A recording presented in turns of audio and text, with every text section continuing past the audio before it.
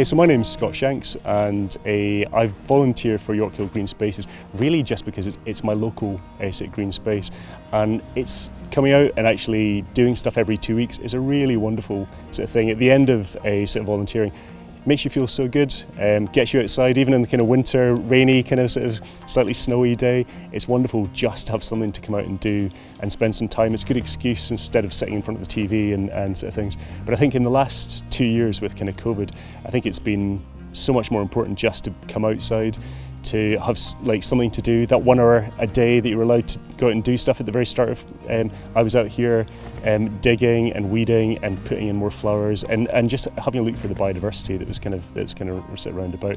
So I think just giving back to the local community and actually just enjoying the green space. You enjoyed it so much more when you've actually kind of sort of helped actually sort of make it what it is.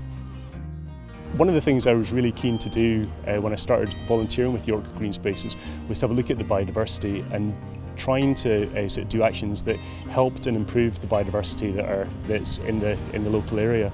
And I think in the last 2-3 years we've kind of encouraged lots of people through Facebook and through the Twitter and just when we're out doing our activities to try and find new species, to take a note of all the plants that we find, even if it's little pavement weeds or whether it's the trees.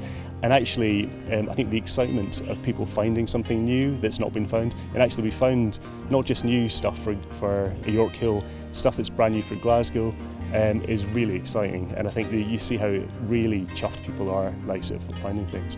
So we've currently, I think in the last 2 years, we've now got 950 species of insects and wildflowers and plants that we've managed to record kind of around about Yorkhill, which is fantastic. I'm sure there's nature reserves that probably don't have that.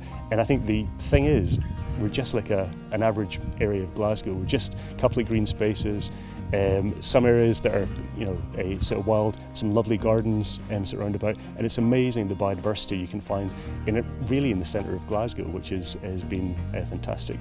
So we tend to focus on kind of recording pollinators because we're doing lots of gardening. So things like hoverflies and bumblebees and little solitary bees. So I think we've got about 30 species of bees that we've managed to record, which I think is pretty amazing. Lots and lots of little solitary bees, but I think we've now got 9 species of bumblebees that we've recorded here as well as little honeybees. And we've got about 30 species of hoverflies that we've recorded.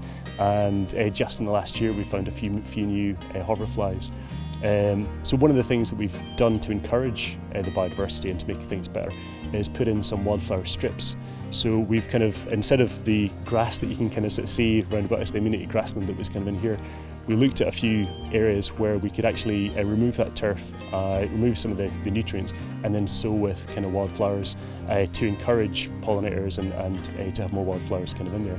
So the strip just behind us was our very first sort of wildflower strip, which is only, I think it's probably about 25 metres in length, and it's only maybe 2 metres sort of wide. But it was amazing the number of species that actually turned up in the first year. So lots of lovely cornfield annuals was there to kick things off as the perennials and the biennials sort of came in. And this is now the 3rd year, I think, that we're going, and it just gets better and better. So there's things that we sowed, but also things that have just come in, flower-wise, kind of sort of into there. And the species of little solitary wasps and bees and things that we find in there is just fantastic. It's not the best this year because of the drought in July, but every other year it's been amazing. But there's still lots of good stuff in there.